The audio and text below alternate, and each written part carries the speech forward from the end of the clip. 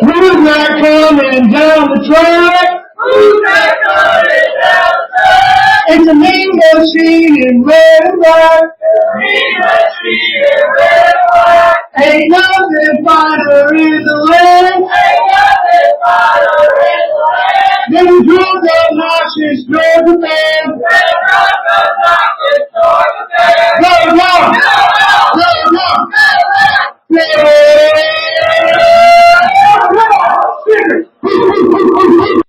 What's up, y'all? This is John back for another episode of the Nothing Finer podcast, and I am joined by Cody Goodwin from 247 Sports, our favorite Alabama expert. How you been? I've been good, man. Had a good bye week. I feel relaxed and rested, and particularly for this weekend, I'm actually really, really excited because Alabama finally gets to play somebody. No disrespect to Wisconsin or South Florida, but somebody worth a damn, right? Like it's finally like, we have a running theory that Alabama's first 3 games of the season, Western Kentucky, South Florida, Wisconsin, kind of a pseudo preseason. Now they get to play Georgia, and it's like, all right, here we go. Time for the actual fun to begin. So I'm excited, man. How did you use the bye week to your advantage? I caught up on a little bit of sleep.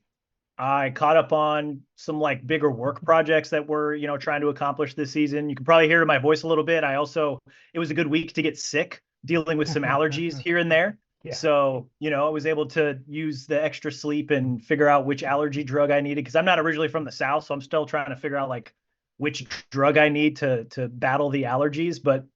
And then over the weekend, honestly, like the schedule makers did Alabama and Georgia beat writers and fans a solid because I don't know about you, man. Last Saturday, that was a really fun slate of college football. And I just got to kick back and just watch the whole thing and take it all in. And I felt like there was a really entertaining game starting Friday night with like Nebraska, Illinois, and then every single window on Saturday.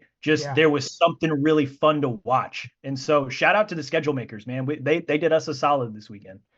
Yeah, I feel like every week, even I heard a lot of people complaining about the week 2 slate and the week 3 slate, and there's so much parity in college football now.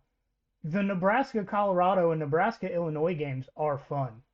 Like, this is not the Nebraska from a few years ago, and there's not as many big names on Illinois' team, but they still have a phenomenal defense, and they finally have a quarterback. Yeah, dude, that's the reason I watched the Nebraska Illinois game. Like I tuned in to watch Dylan Raiola. Like I had heard a lot of good things, and I thought he played a really, really good game. He's a fun player to watch. And then I came away like, okay, Luke Altmaier, like former SEC quarterback, right? He spent some time at Ole Miss, and dude, like he balled out that game. Like he looked confident. He was playing fast. He knew exactly where his receivers were. And I tell you what, man, if Illinois has an offense, like I don't think they're going to win the Big Ten, but 9-10 win team looking at the schedule, like it's a possibility paired with that defense. They could be a pretty fun team to watch. Yeah, no, every week has been great this year. There have been upsets, giant comebacks. I mean, UCF got their largest comeback in school victory within the last 2 weeks. And the one that they had before that was from like November of last year, was their largest before 2 weeks ago.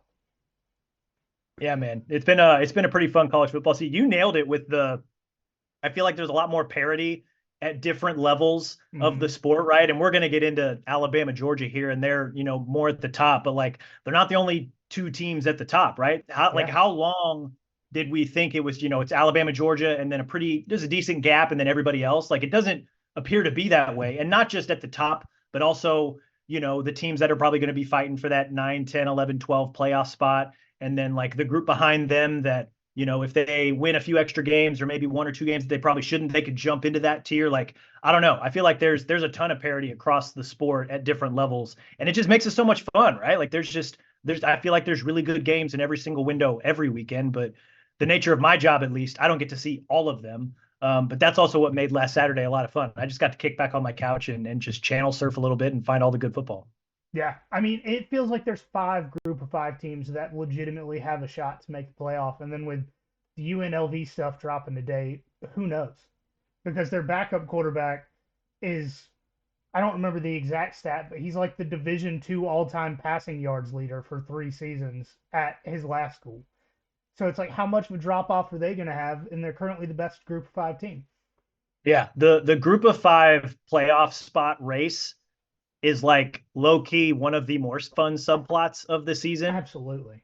Because I feel like, like I think everybody looked at like Boise State and Memphis early in the season, and it's like those are probably the two teams to keep an eye on. And then Boise goes down in a dogfight to Oregon, but then Northern Illinois upsets Notre Dame, and like, South Florida's scrappy with a few different teams, and you just like, I don't know. Like, I literally have no idea what's going to happen. And so, like, we follow a lot more of the SEC than we do Group of 5, but I tend to like have an eye on the Group of 5 scoreboard because I'm just like, all right, like who are the teams who are making some noise? Who could potentially be that Cinderella? It just makes it, I don't know. I like it. I think it makes it a lot of fun.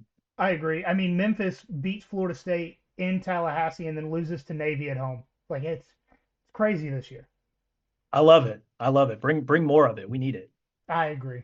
So getting to the Alabama Georgia game this weekend, we're going to start up front with a few new guys on the offensive line. They still seem to be struggling with penalties and allowing sacks. I went through and counted every offensive play that Alabama has had this year because I couldn't find this stat anywhere. But by my count, they've got 10 penalties on the offensive line and have given up 6 sacks. So what's the deal with that group? They have been struggling with some new faces and injuries. And I don't know that it was until the Wisconsin game that they finally had the starting 5 that they wanted to have at the beginning of the season. So left to right, that's Caden Proctor at left tackle, Tyler Booker at left guard, Parker Brailsford, Washington transfer at center, Jaden Roberts back at right guard, and then Elijah Pritchett, former 5-star guy from, I believe, Columbus, Georgia. He's at right tackle. So that's the starting 5 that they wanted at the beginning of the season. But week 1, literally a couple hours before kickoff, Caden Proctor has a funny shoulder thing during warmups. Okay, so that shifts Elijah Pritchett to left tackle, and they have to start Wilkin Formby at right tackle. Left tackle coming off of that game, Elijah Pritchett rolls his ankle, so he's not 100% going into the South Florida game. And so then they had to kick Tyler Booker, their All-American left guard, out to left tackle, and he played fine. He wasn't great, but he wasn't bad. He wasn't a liability. That allowed them to slide in Gino Vandemark, who Michigan State transfer. He played left guard. He's fine. He's a good depth guy. Doesn't handle speed very well, as we saw during that game. But, like they were able to figure it out. And because they're bigger, faster, stronger, by the time they got to the fourth quarter, they just kind of wore South Florida down a little bit. So it wasn't until that Wisconsin game that they finally had all of the pieces together. And that, to me, was so far, at least, for the offensive line. They still had a couple of penalties here and there. That was as complete a game as they've had all season. That's kind of what they want to build off of, especially coming into this game. So, some of those penalties, false starts, illegal man downfield, like some of those procedural stuff, not terribly worried about it. Because I think with time, as long as the starting 5 that they like stays healthy, they'll figure some stuff out. I think they're going to be a really good offensive line. I don't know if it's quite Joe Moore award-winning offensive line, but they're going to at least be better than they were last year. And last year, we all know that they struggled tremendously. So I think as long as it's, Proctor, Booker, Brailsford, Roberts, Pritchett along the line, I think that's the offensive line that they want to have moving forward. And as long as those guys continue to get more reps together, it's going to be a pretty damn good offensive line moving forward. Yeah. I want to say close to half of those penalties were holding or false start on Formby. Just like little weird procedural stuff, right? Yeah, like, I'm slightly disappointed that he won't be playing on Saturday. He might, depending on the health of the tackles. So, I mean, I know the bye week was really good for them in that regard.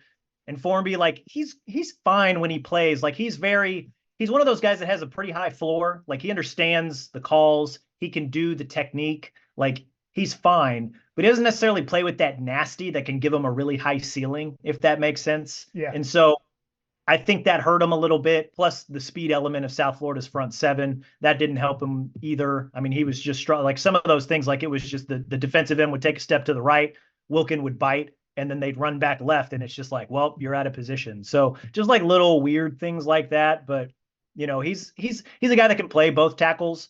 But if he's in the game, especially against an opponent like Georgia that has the speed to match Alabama, that could be a problem. So I understand why you're a little upset that he may not be playing in the game. So the running back room got hit by the portal with losing Roydell Williams to Florida State, but Jam Miller and, as we call him, the traitor, Justice Haynes have done well this season. Coming in with the 19th ranked rushing offense in the country, how well do you think they can do against Georgia? Well, this was one of those matchups that I was really curious about, early in the season. Because, like when you look at Alabama's schedule, they started with Western Kentucky, South Florida, and then they went up to Wisconsin. It's not your grandfather's Wisconsin. It's definitely a Wisconsin that's kind of in transition right now. We kind of viewed those 3 games as like a pseudo preseason for Alabama. So, okay, you look at Georgia, right? This game, this is kind of the big one that's circled. It's like, okay, this is when the season probably truly begins. Can Alabama run the ball in this group? We weren't really sure. And then Kentucky went up and ran for 170 on this group. So it's like, okay, maybe Alabama's going to be able to run the ball. I'll tell you what's really helped them in the run game. And Jam Miller and Justice Haynes, both great backs. They're going to get a lot of touches, I think, in this game, and especially all the way through SEC play. But the biggest thing for Alabama's rushing attack has been Jalen Milroe's willingness to run the ball. I think if you look at last year, the offense was very boom or bust. I don't know that they really formulated their identity until after the bye week. And to their credit, the bye week really wasn't until after 6 or 7 or 8 games into the season. Like it took a while for them to kind of get a moment to reset and figure out, okay, what are our strengths? How can we kind of create a playbook that allows Jalen Milroe to shine? This coaching staff, Kalen DeBoer, Nick Sheridan, Jamarcus Shepard, those guys immediately leaned into that from week 1. Like Jalen Milroe has multiple passing and rushing touchdowns in each of the first 3 games this season. He, I believe, is averaging, 10 to 12 yards a carry. He's averaging 10 to 12 carries per game. There's a willingness there that maybe there wasn't as much of early last season. And I think because he didn't quite lean into his strengths, it created a little bit of frustration early last season. This season, I mean, he was convinced right out of the gate, like, dude, like, you're a great passer of the ball, especially when it comes to the deep ball. We know you've got the arm to get it out there. We know you've got, a quick release to get the ball out, to get to the guys in space. But if you can utilize your legs and utilize your speed, and I mean, you guys saw it in the SEC championship game last year. You're probably going to see it again on Saturday. When that guy decides to plant his foot and go, there's hardly anybody else on the field that's as fast as he is. And so huge kudos to the coaching staff for just convincing him that, hey, the best version of this offense involves you running the ball quite a bit just because it unlocks everything else. That's, I think, really been a boon for the Alabama rushing attack. And it's another rusher and skill guy that defenses have to account for. And you've seen against South Florida, against Wisconsin, I mean, Western Kentucky, whatever, but we saw it a little bit that game too. Like his legs open up so much. It manipulates the defenses. And then Milroe, to his credit, he's able to see the ways that his legs can manipulate opposing defenses. And he's smart enough and has enough confidence now to, hey, if the linebacker is going to stay over there, I'm going to hand it off because Jam Miller is going to run it right up the middle. Or if the DBs are going to come down and crash on me and I haven't crossed the line of scrimmage yet, Kendrick Law is right there. I'm just going to pop the ball over to him and let him take, yards after catch and run the ball down the field. He's been very, very good about understanding how his skill set manipulates defenses, how defenses react to it, and how he can best, continue to move the ball down the field. And it's been, we didn't see that until probably, again, weeks 8, 9, 10 last year. We saw it in week 1 this year. And so that just kind of shows you the growth that, he made over the course of last season, but also like this coaching staff just being able to impress on him, like, hey, if you do this and you lean into this, it can unlock so much for the offense. And so it's been a lot of fun to watch through the first few weeks of the season. So the other side of Jalen Milroe, the passing game, statistically struggled a little bit this season, coming in at 69th in the country with 228.7 yards per game. What do they need to do to improve that?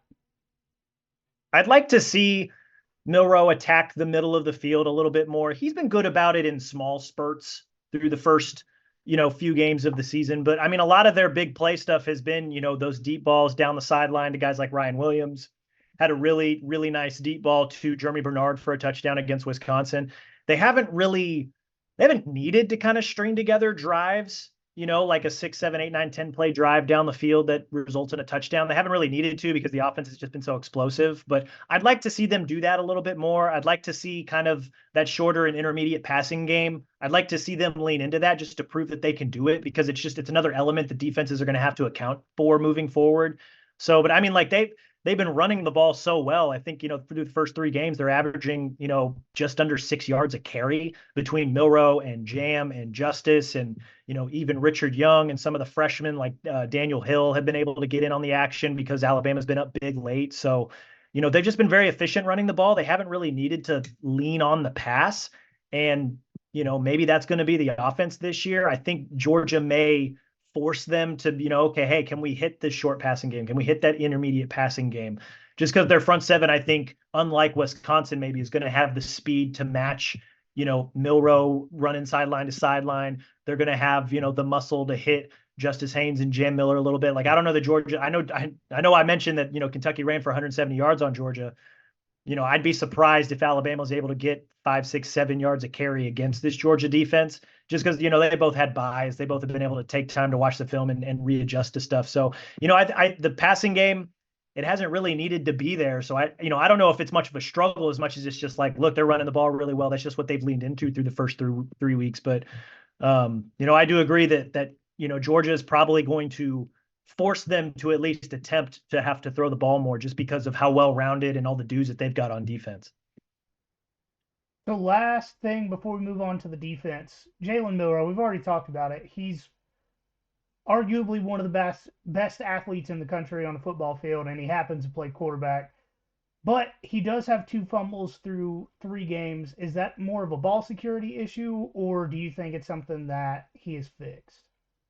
I think he's mostly fixed it. What is it? One of those fumbles, what is it? One of them was against South Florida. They actually had a really nice long drive that got all the way to inside the 5, and then they fumbled it, and South Florida, to their credit, used their speed to jump on the ball. So weird fluky thing in a game that was full of weird fluky things and turned into a rock fight. And so then I think one of the other games, it may have been the Western Kentucky game, where he held onto the ball too long. One of the tackles got beat, fumbled the ball, and Western Kentucky was able to jump back on it. But then Alabama's defense turned around, forced a 3 and out, so it really didn't cost him anything.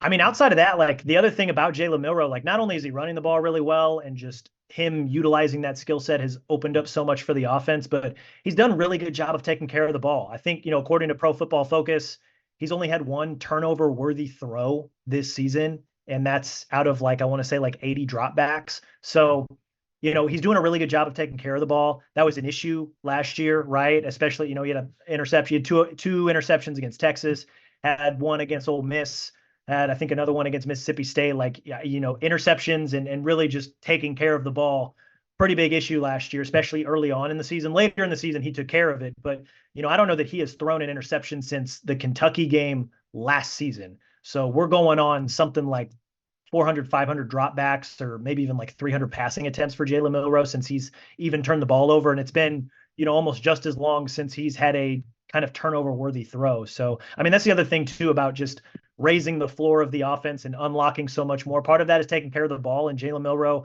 to his credit, has done a really, really good job of that so far. On to the defensive side of the ball. The defensive line hasn't necessarily lived up to the standard of a normal Alabama defensive line, allowing an average of 123.3 yards per game rushing. Full transparency, that is vastly skewed by the USF game, giving up 206. They do have 18 tackles for loss and 7 sacks on the year. Do you think it's the new scheme or a personnel thing that's kind of changed the performance of the line? I think part of it's probably the new scheme, right? They went from Saban's 3-4 defense, which, a lot of it's predicated on getting pressure, and, they had the personnel, I thought, last year between, Justin Aboigbe, Tim Keenan, Chris Braswell, Jaheim Otis, Dallas Turner. Like, they kind of had the personnel to play the run with just 4 guys. This year, when you lose Braswell and Turner and Aboigbe to the NFL, they're still trying to kind of figure out how to fill the voids left. Maybe not the roles specifically, because the defense is different, but just the personnel not quite as talented as those guys, because who is, right? All those guys were really, really good. And then on top of that, yeah, they've switched to the 4-2-5 swarm defense by Kane Womack. who came over from South Alabama. So I think most of it's a combination of probably personnel and scheme stuff. And I tell you what, man, the run defense of all, I mentioned earlier, really curious to see how Alabama could run the ball against Georgia. I'm really curious to see how Alabama's run defense holds up against Georgia. I know Georgia hasn't maybe been the most impressive running the ball so far, but Trevor Etienne is very, very good. Nate Frazier, things we didn't expect to see this year. He should run between the tackles a lot better than he ever thought of doing at Florida. Yeah, right. And so, in addition to being able to run between the tackles, he's a threat, I think, in the receiving game as well, which is something that Alabama's linebackers, good as they are, have struggled with in recent years. And, if not Trevor Etienne, you got Nate Frazier, right, who showed that, hey, he can carry the load if Etienne can't go for whatever reason. So they have a really good 1-2 punch. And you mentioned the South Florida game, Byron Brown doing a really good job of just, those QB keepers and being able to spread out Alabama's defense and find the holes and, pick up 6, 7, 8, 9, 10 yards there. But like Wisconsin also ran the ball really, really well against Alabama as well. I want to say they had 4 rushes that game of 10 plus yards, finished with about 150 rushing yards on Alabama. So I know Georgia's rushing numbers aren't great, but then you look at the personnel that they have and how Alabama's played the run so far. That could be an area where Georgia could, that they could exploit a little bit. I think just because of the personnel that they have. I know they haven't shown it, but we all know how good Etienne is. We've seen how good Frazier can be through the first few games of the season. Like, I think that's advantage Georgia until Alabama proves that it's not. And so, how much can they get fixed over the course of the bye week? How much can these guys, talking Alabama's defense, how much can they figure out their run fits and, figure out the run defense part of Kane Womack's 4-2-5 scheme? I don't know. That's another, kind of subplot in this game that we're going to be monitoring, because it wouldn't shock me at all if Trevor Etienne specifically, but if Georgia's run offense also has a really big game on Saturday. And that's another way to help control clock, because Alabama has shown that they're a very explosive offense. If you keep that offense off the field, that's one way to limit explosive plays. And one way to do that is to continually run the ball. And Alabama's shown that they're susceptible to that. And I'm curious to see if Georgia takes advantage. So back into the defense, the secondary, they've done well this year statistically, only allowing 115.7 yards per game. Is that representative of the competition, or is the secondary good and Nick Saban was just doing some anti-rat poison at media days? I think it's a little bit of both. I think like you gotta point out the obvious, right? Like they haven't played a quarterback as good as Carson Beck this year. They probably won't play a quarterback as good / experienced as Carson Beck all year. I know they still got to play Nico Iamaleava later this year. They still got to play Brady Cook. They got to go on the road and play Garrett Nussmeier. We'll see which version of Garrett Nussmeier shows up in that game specifically. But like Carson Beck is as good as you're going to find in college football this year. There's a reason why a lot of NFL draft people project him to be potentially the number 1 overall pick this year. He's good, man. Like, he's very, very good.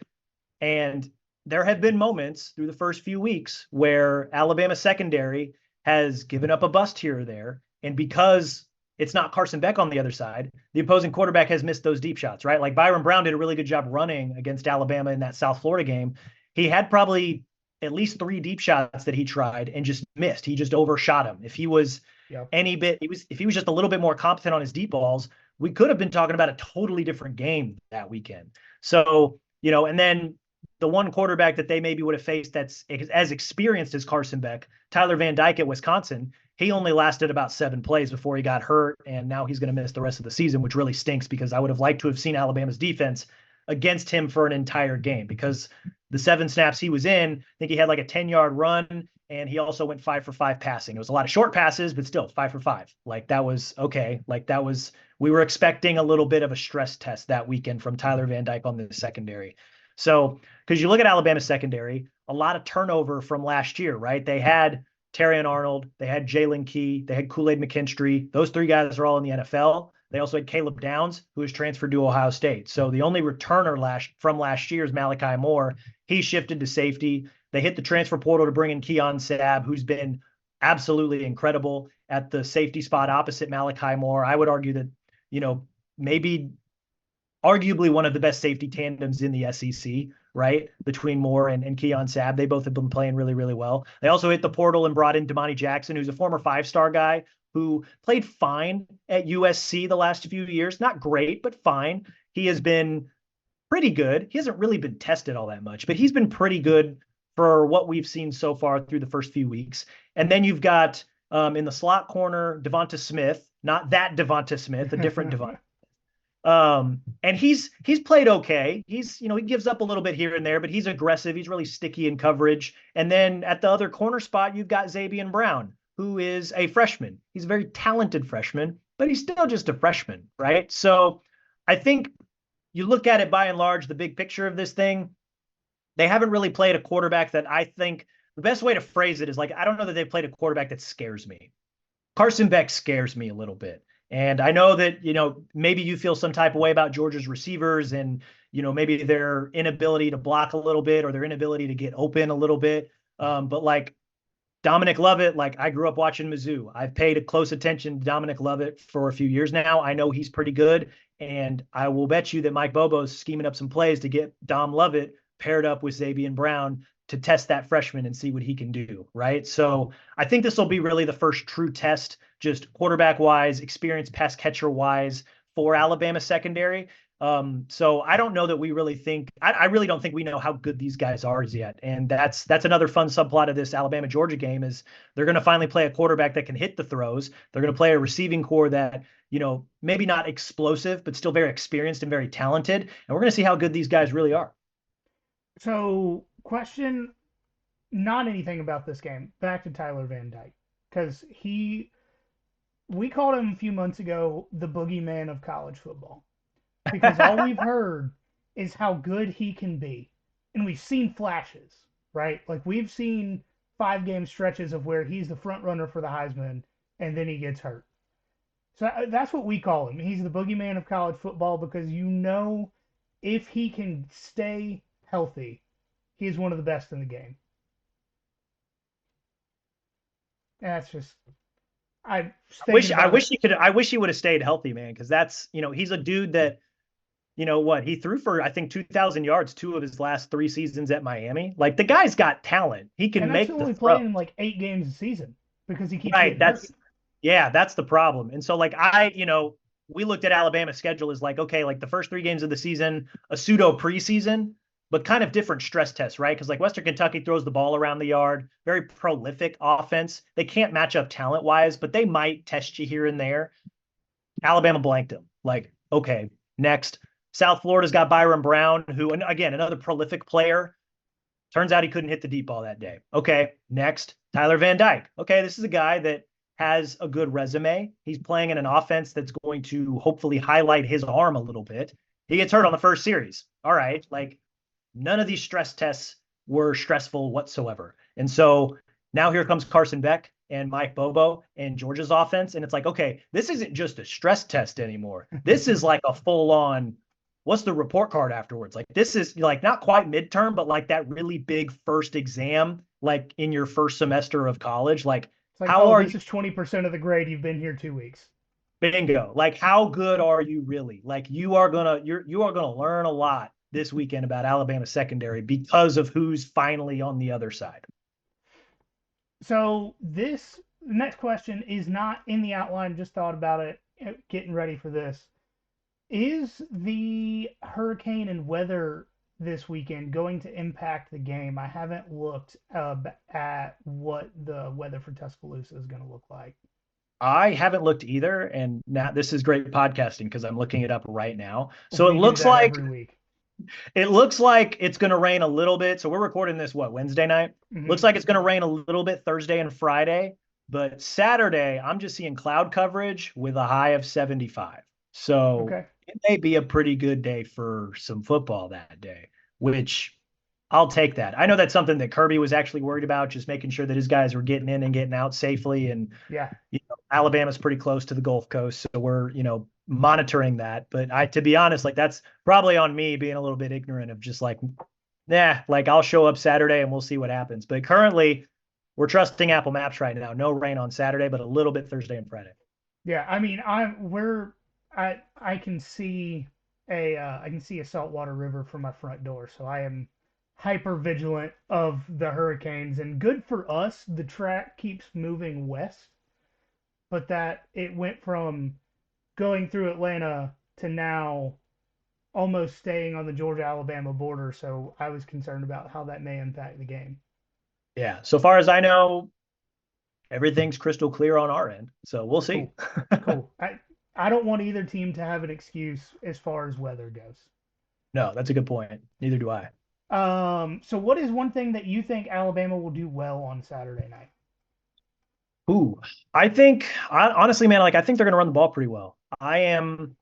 I remember last year's SEC championship game. I don't know that Alabama's offense got rolling until Milroe decided to utilize his legs. And that is something that Alabama is going to do from the get-go on Saturday. And so, how does Georgia's defense respond? I believe that they've got the speed and the personnel to make life a little bit difficult, but I'm very curious after the bye week, after the first 3 weeks. I'm just not sure that we've seen a ton of this Alabama offense yet. So I'm kind of curious what new wrinkles they might add to, compete with a defense like Georgia. Like, what are they, we know Milroe is going to run the ball. We know Haynes and Miller are going to get plenty of inside and outside zones, some duo runs here and there. But when Georgia stuffs that, what does Alabama pivot to? Or what do they use that run game to set up? Are they going to set up the play action a little bit? Are they going to just chuck the deep balls? Like, what's the, if that's the case, like Malachi Starks is still in that Georgia secondary. I'm a big fan of KJ Bolden. Like, that they're probably going to do their damnedest to put the cap on Ryan Williams, that superstar freshman, true freshman receiver. If they're going to take away the big play, can Alabama take advantage of some of those smaller underneath stuffs, right? Like lost in all of this, like as good as I think Alabama's rushing offense is, like Georgia has not a lot of touchdown yet through 3 games this season. And like only team in the country to still be able to say that. Right. Like it's, so like that, and that is something that's very much at the top of Kalen DeBoer's mind. Like he brought it up on Monday during the press conference, and I'm pretty sure he brought it up today, Wednesday on the SEC teleconference as well. So like they're aware. And I think they'll run the ball well. I do wonder what the counterpunch is because Georgia knows that Alabama's going to run the ball. So, if they get a stop here and there, if they, okay, you're looking at second and third and long, what's the counterpunch? That's what I'm really curious to see from Alabama's offense. But I do think they're going to run the ball fairly well. I think Jalen Milroe is going to get his. I'm just curious to see what the next iteration of the Alabama offense is and what the next counterpunch is. Like, what's the next install? Do we get to see that on Saturday? I hope we get to see that on Saturday because that'll kind of show us what the true ceiling of this Alabama offense is because I'm not sure we know what that answer is yet. So what are you most concerned about going into this game?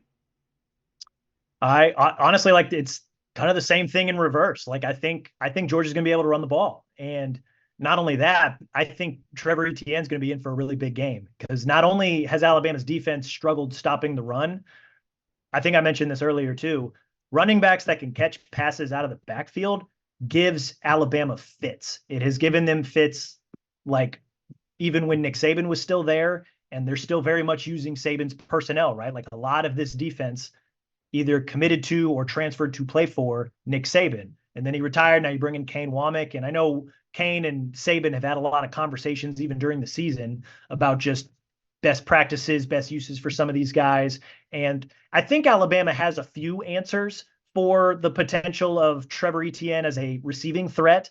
They really like Justin Jefferson, who's kind of the third inside linebacker. He's really fast, sideline to sideline guy. So can he be maybe, the running back or the tight end eraser, right? Jahad Campbell has been playing out of his mind. He's another one of those inside linebackers, starter. He's one of those kind of queen on the chessboard type players for Kane Womack. He's a guy that can set the edge. He can rush the passer. He can drop into coverage if you need him to. He can play the run. So can the combination of Justin Jefferson and Jahad Campbell, erase Trevor Etienne from like the short passing game?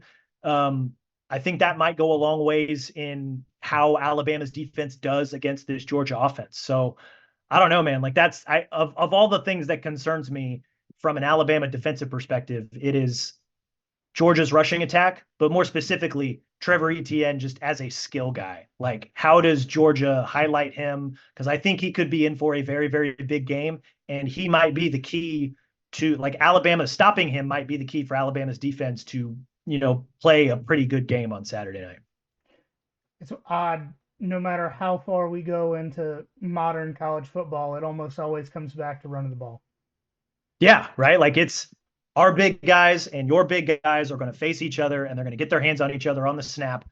Can our big guys move your big guys? And if they can, I like our odds, right? Like that's always been the thing. It's funny. One thing that we've joked about since Mike Bobo became the offensive coordinator again is we want an I formation toss sweep with the modern offensive line, and just put Jalen Walker at fullback and let him destroy some people, and just give us an old school toss sweep. Well, what if you do you could put Oscar Delpit like the traditional tight end, but then like line up Lawson Lucky at fullback and just let him get ahead of steam and just hit somebody. Why not? We've been saying it for 2 years. I'm glad you agree with us. I want to see it. I guess what worries me from that perspective is, how big of a loss is Tate Ratledge not playing in this game. But one, Georgia's going to have another big guy that they can just slot into guard, and you don't want to lose an All-American guard, but you'd rather lose a guard over a tackle, if that makes sense, right? So, I don't know. I'm a big fan of the matchup if I were Georgia's rushing attack, and I'm very curious to see how they take advantage of it, and also how does Alabama respond? Is this one of those games where they bow up and refuse to let Georgia run the ball on them, or is it going to be the Wisconsin game all over again where they just get small chunk running plays here and there, and next thing you know, it's a 12-play drive and they're in the red zone? I don't know. I think that'll go a long way in deciding Saturday's game. Yeah, and so the guy that replaced Tate Ratledge, Micah Morris, I don't know what his high school numbers are. I know he wrestled in high school, and he was actually fighting for the center spot with Jared Wilson. Okay. So he was going to play one way or another this year. He lost his red shirt because he played so much last year. He has experience, but nobody's Tate Ratledge. Right. Yeah. Well, and I'll tell you what, again, like you said, nobody's Tate Ratledge, All-American guard. To replace him with a guy who was a top 100 recruit, a 4-star guy by 24/7, if it wasn't Alabama, I would feel pretty good if I was Georgia. Question: is it 24/7 or 247? I have said both. I have been told to say both at different points by different people. So okay. I think I just kind of go in waves. Right now I'm calling it 24/7. I think when I first got hired, I said 247. I'll probably go back to saying 247 at some point. Okay. That answers my question with no clarity, but still an answer. All right. You ready to pick some games coming up this weekend? Yeah, let's do it. All right, so we got Oklahoma State at Kansas State. Kansas State favored by 6 points, over under 55.5. I like Kansas State to not only win but cover. I think Oklahoma State's walking into a hornet's nest in Manhattan, and I like K-State to just bludgeon them with the run game. And I think Avery Johnson plays a lot better at home than he does on the road. And I think the Wildcats get it done pretty convincingly. Next one, rematch of last year's game, Louisville at Notre Dame. Notre Dame 6.5-point favorite, over under 48.5. So I think Notre Dame wins, but I think Louisville. I don't know that Notre Dame covers, so I'll put it that way. I think Notre Dame will win that one. I think being at home matters there. To be quite perfectly honest, I haven't watched a ton of Louisville. But I think Notre Dame, they got that funky early season loss out of the way. And so now it's okay, now's the time of the year where maybe they're able to kind of roll into the team that we all thought they'd be at the start of the season. This game is always a fun one every year in Dallas. Arkansas versus Texas A&M. A&M 3.5-point favorites, over under 52.5. Bet the over, just because Arkansas is so chaotic. And also, A&M's new quarterback, I forget his name, but is it Marcel Reed or Jared Reed? I think it's Marcel Reed. So he's mobile, and he just unlocks so much more out of that offense. Just a really fun player. This would not I could see this game being somewhere 45-40 by the end of it. I think A&M is. I think A&M ultimately wins because are they playing this game in College Station, or are they in Fayetteville? This is when they play at AT&T in Dallas every year. Oh, you're right. The Jerry Jones Ego Bowl. Yeah, so I'll take A&M, and I bet the over. Absolutely. Last game, we got to pick it. Georgia at Alabama. Last I checked, Georgia was 1.5 point favorite. Over under 48.5. I, I, man, the more, okay, so as I was breaking down this game earlier today, like the more I was just kind of looking at the matchups and, what I liked, what I didn't like. I think Alabama gets them, man. I think being at Bryant Denny matters. I think Alabama's D line is going to surprise some people. I think Ratledge not playing is going to matter. I think ETN's going to get his. I think it's going to be a fun, not quite shootout, but kind of similar to the SEC championship game where they maybe go back and forth a little bit in the fourth quarter. And I don't know. I think Alabama gets it done something to the effect of like 30-27 or 27-24 or something like that. So I don't know, man. Like I think being in Tuscaloosa matters. I think that crowd is going to impact the game. And I don't know. I'm happy that this game is early in the season during a 12-team playoff era, Yes. because I think both of these teams are playoff teams. And I don't know. I think Alabama gets it done, and I would not be shocked also if this is not the last time they play each other this season either. Yeah. No, this is one of those games where, regardless of the outcome, how many other teams in the country would you even question if they could beat? Yeah, this is so in my friend circles, because again, I grew up, in Kansas City, very much watching the NFL over college football. I tell my NFL friends, like, this is an NFL game. There Oh, is for sure. there's a ton of talent on both sides. These guys are going to hit like nobody's business. But, to put it in college football terms, this is a playoff game. Like Yeah. this would not surprise me one bit as the season continues to unfold. And I know, like, Alabama still has to play Tennessee, Mizzou, LSU, and Oklahoma, and Georgia still has to play Texas, Ole Miss, and Tennessee. But like, it would not shock me as if we look back on the season and this is an SEC semifinal game where the winner owns the tiebreaker to perhaps get to Atlanta, or the winner owns the tiebreaker to be, the sixth seed. So then they get to host a first round playoff game. I think like we're going to get a playoff like atmosphere in Tuscaloosa. I already know of a bunch of Georgia people that are driving in for the game. I'm excited to kind of see what that like dichotomy and dynamics going to be like. Cause I know these two teams, these two fan bases for at least 1 week out of the year really hate each other. And so like but there's also, I think, a mutual respect there because Kirby was here for so long and like he's really been the only one to kind of copy what Saban did,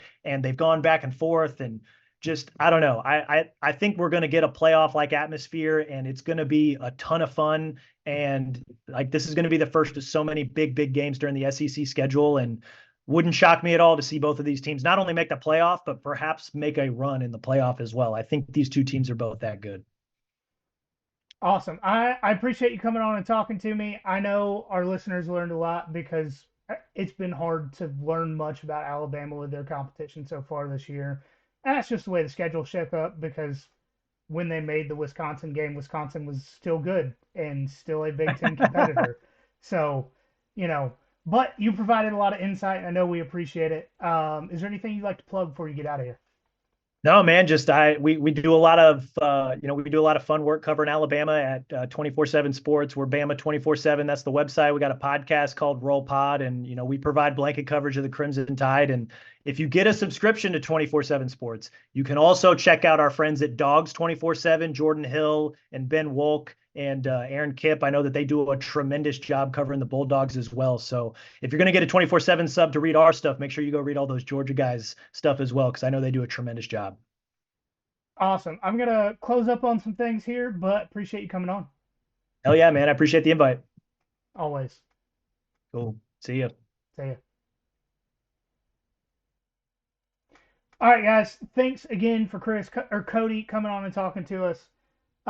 It is always a good time. We always learn a lot. I will say, just immediate aftermath. I feel a lot better than the last few times we talked to him before a game, because he's also concerned about a lot of different things on the Alabama team. You're going to get mine and Caleb's full breakdown on the episode that comes out Thursday night, Friday morning. So stay tuned for that. But as always, guys, remember there's nothing finer in the land than a drunk, obnoxious Georgia fan.